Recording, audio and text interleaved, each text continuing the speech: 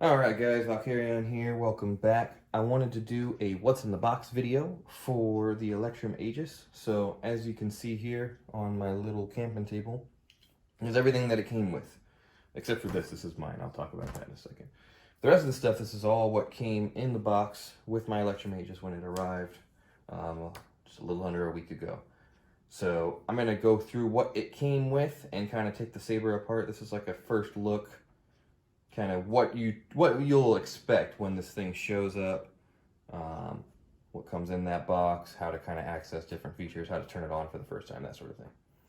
So without further ado, let's get started. I'll go through the tiny little accessories real quick, and then we'll look at the main Saber. So it came with 2 Allen keys. So there's a smaller guy and a slightly bigger guy. The smaller guy is going to be for the pommel to access the charging and the SD card, where the speaker is, all of that. And then also on the emitter side as a blade retention screw. And then you've got the slightly larger. The slightly larger is for the struts on, or the screws on the struts. So you can buy different colors from their website. They've got a ton of different colors. And so you're able to take these off and on the fly and do whatever you want, mix and match colors, etc., etc. So that's pretty cool. The reason why I have this third Allen key, I'll get into in a minute, it's basically for the CoverTech wheel that I had installed on this. It doesn't come with an Allen key for it, but this is so that I can take it off when I want to. Sometimes it's in the way a little bit when you're spinning and dueling, that sort of thing. Also came with that CoverTech wheel, has a CoverTech clip. This just clips right on your belt and the wheel just slides right in, and that's how you have it hang on your belt.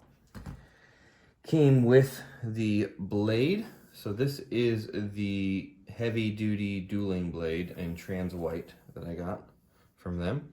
See the film on the inside right there.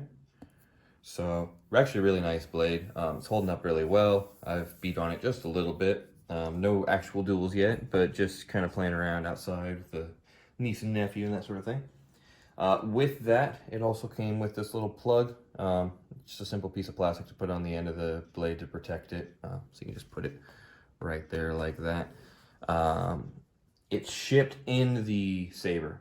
So it was already tightened on the Saber with a long box. It was all connected, ready to go. But they supply that as well if you want to put it on for protection. And lastly, other than the manual, which you can see right there, and we'll talk about that in a minute, they sent me a charging cable. Only issue with the charging cable that I had was that when I got it, the this piece right here, I went to go plug it in and it just popped right off. The plastic popped off and I could see the actual cabling and everything on the inside. So I put it back together and I taped it with just some regular Scotch tape just to kind of keep it secure for now. I'm not even using this cable. I'm using a longer cable that I had sitting around the house. It's basically just USB on one side and then the micro USB on the other side. But I digress. All right, let's go ahead and jump right into the Saber. So when you first get your Saber, this one obviously is my Electrum Aegis. I've got the copper struts and the black Order of Light switch, and there's the gold CoverTech wheel there. So when you first get it, it's going to show up in deep sleep. So you cannot turn it on, the switches don't work. It's fully off. Maybe the reason why they do that is so that it holds the charge better in its shipping time. And then they do recommend to charge it. So if you're going to charge it first time before you turn it on, take your little small Allen key, a little small Allen hole right there. We'll just unscrew that. Don't take it out all the way. There's no reason to. I even unscrewed it too much there. It's just literally a tiny little twist and it's unlocked. So there you go, that's the end piece. So there is your speaker. Right there is your SD card next to this red and black cable. You'll be taking that out for firmware updates or to add any sound fonts. And then on the other side, you've got your charging port. And you've also got your deep sleep switch. So anytime you're gonna do any kind of charging, you want it towards the emitter, towards the blade. That's going to put it in deep sleep mode so you can charge it. Anytime you're taking the SD card out, you want it in deep sleep mode. Anytime you're doing anything that isn't having the Saber on and playing with it, put it in deep sleep mode. If you wanted to turn it on right now, you would just flip that deep sleep mode switch like so towards the emitter. Those lights flash, they go solid, they turn off, After you wait a few seconds,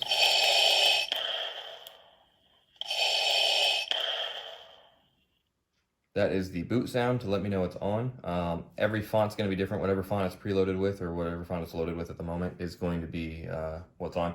This I've played with. I've added fonts to. That was the Rogue Vader by Wansif. So it's got him breathing on the beginning. And then to activate it for first time, as it's set up from the app, you just hold your thumb down on the bottom switch for a few seconds. Boom, on.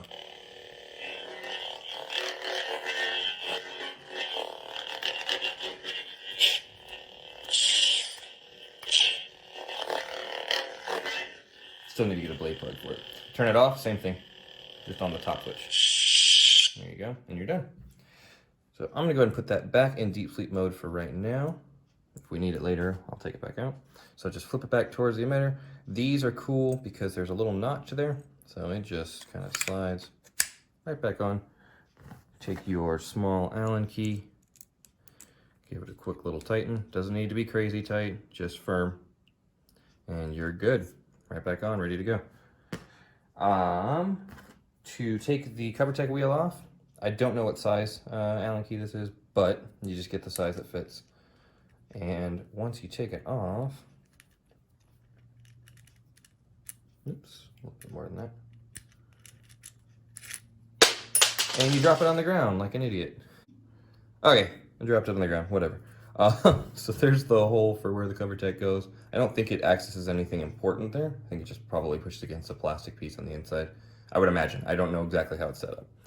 But I don't think there's a problem with having the CoverTech wheel off. I've had it off for a few days. I just put it on for this video.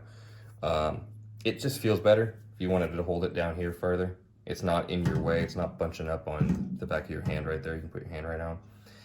You can grab it up here as well. You can grab it wherever you want. The struts on this guy are they're not sharp, but I don't know that I would want to hold them too much when I'm spinning. They just kind of cut the hand a little bit, but there's plenty of space in the center to hold, and you can get a high grip or a low grip, especially if you have that CoverTech wheel off. I prefer a little bit higher grip. You can accidentally turn the switch on, but there is a motion threshold in the app that will, and we'll talk about the app another time, but basically there's a mobile app that you can use to control all of the different settings on this. And you can set that motion threshold high so that when you're moving it, your hand doesn't accidentally turn the button on and, you know, turn the Saber off or turn it on or whatever it is that you're trying not to do. The CoverTech wheel is right there, tiny little screw. So it's really easy, and it's beveled there on the back so that it'll fit real nicely on the curve of the Saber. So that's how you would do that. I'll take one of the struts off too, so you can kind of just see what that looks like. So again, Allen key, give it a few twists until it's released. Try not to drop it like I did. And, yeah man, there we go. Little screw, strut comes right off, no problem. There's a slot there, so it's really easy to put back on if you want to or when you want to. So very simple, very easy. Put that back on. Let me just tighten this up real quick. So the next thing I wanted to look at is the blade and how that goes in. So it's really simple. Obviously you don't want the plug on. Take that off. It just slides right in. It's got a really nice deep cavity there. So here, I'll show you again. Very deep emitter. Holds it real nice, real secure. Haven't even tightened it yet, and it already feels pretty darn secure. And then you just take your smaller Allen key in the hole. Don't need to crank this either, just enough to where it feels solid depending on how hard you're doing. I try not to crank it too hard. I worry that if I crank it too hard, it's gonna pop through the plastic or snap the plastic in half if I tighten it way, way too hard. I know it's a thick wall. It probably is a weird fear that's not gonna happen, but that's just me. I wanna keep my stuff nice. So there it is with the blade on it. In a minute I'll turn it on so you can see the light. But that is basically it, other than the manual. It's a very simple, easy to read, easy to understand manual. There's not a ton of information in here, but there's a good amount of information to get you started and get you through most applications. Certain things they don't really talk about, certain specifics they don't talk about, but there are tons of videos on their YouTube and on their website. So you can watch those to get more info. You can also come over to this channel. I've already got some tutorials up, and I'll be doing more in the future of a bunch of different stuff on how to use your Electrum, not just the Aegis, but any Electrum with the app, installing sound fonts, dealing with tricky sound fonts, that sort of thing. Thanks so much for watching. That was the Electrum Aegis and what's in the box. I hope you enjoyed, and congrats on your Electrum when it arrives. Have fun. Cheers.